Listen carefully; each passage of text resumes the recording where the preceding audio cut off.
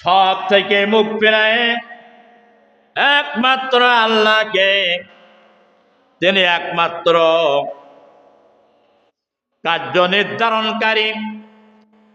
আল্লাহ একমাত্র মানুষের সমস্যার সমাধানকারী, প্রয়োজন পূরণকারী, বিপদ দূরকারী এবং সাহায্যকারী, একমাত্র রিজিক দাতা। আল্লাহর কাছে ছাড়া আর যে যাই বলুক না কেন, কারোর কাছে কোনো ক্ষমতা নাই। চিৎকার মেরে বলেন সুবহানাল্লাহ। লাম ইয়ালিদ ওয়া লাম ইউলাদ,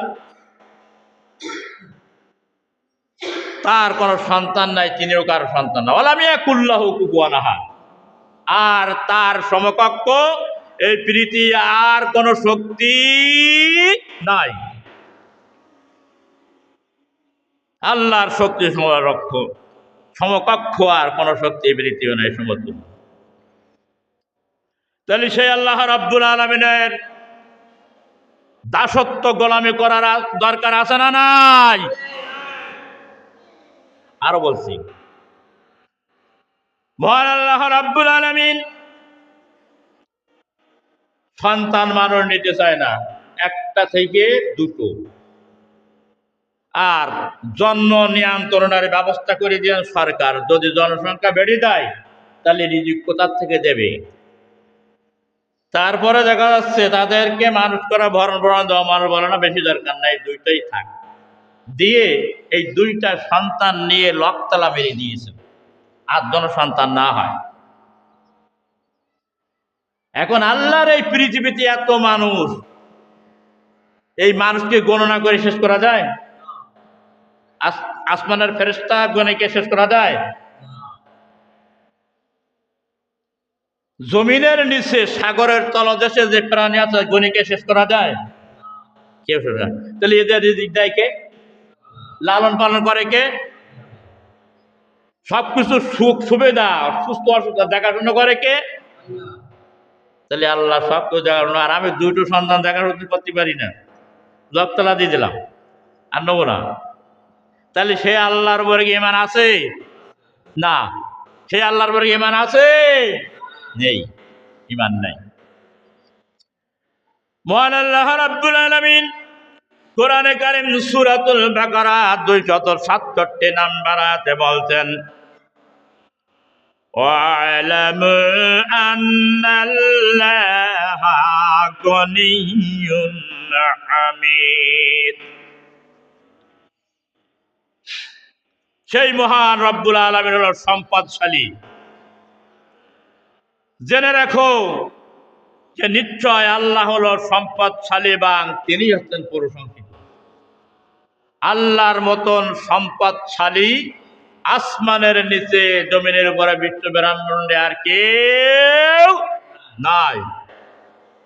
তিনি একমাত্র সম্পদশালী। তার সম্পদ শেষ হয় না। আমরা যদি দিতে থাকি, আমাদের দেশের কথা বলি,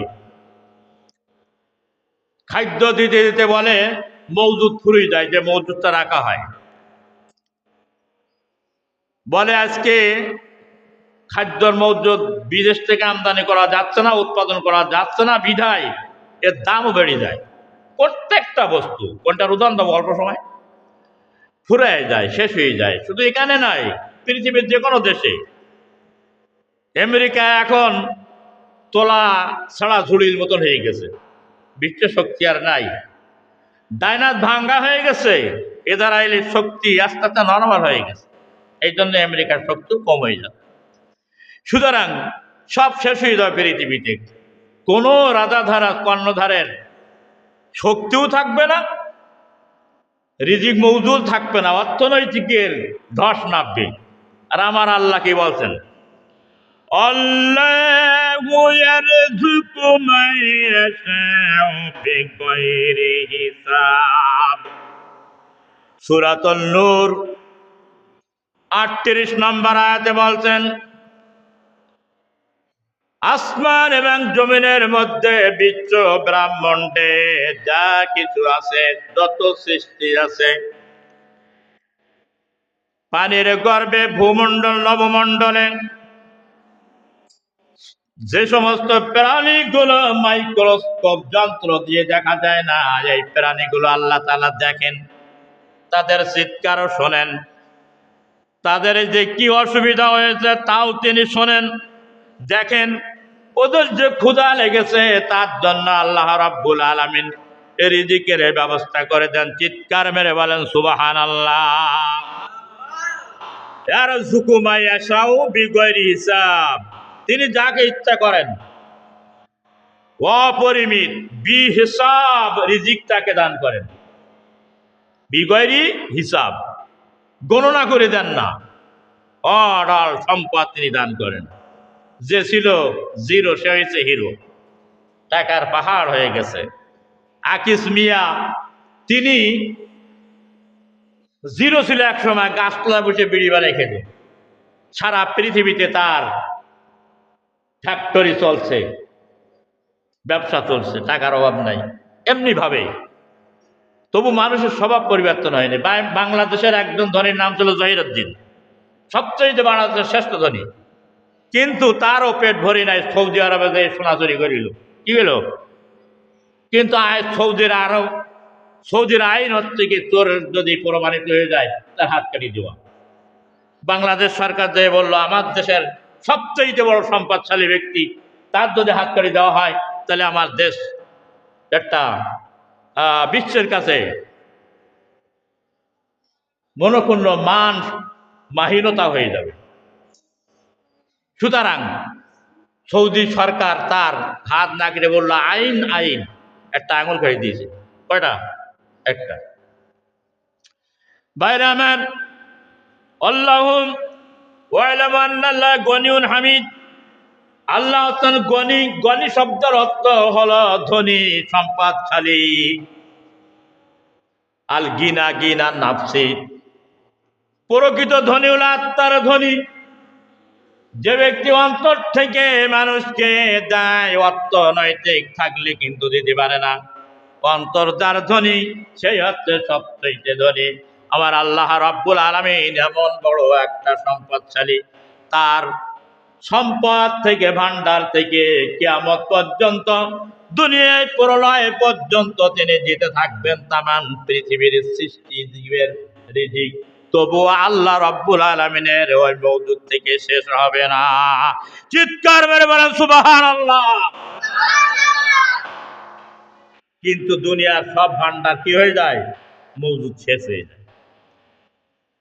তাহলে সেই আল্লাহর মানার দরকার আছে না নাই? ওই মানি, মুখে বলি, কাজ কিন্তু না।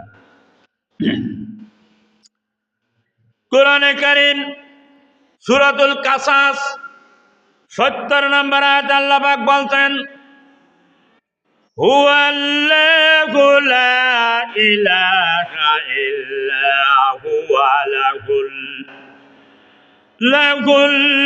হামদু ওয়া ইলাহু ওয়া উলা ওয়াল আখিরু ওয়া লাহুল হুকমু ওয়া ইলাইহি তুরজাউন। মহান আল্লাহ রাব্বুল আলামিন তিনি হচ্ছেন সেই সত্তা, তিনি হচ্ছেন সেই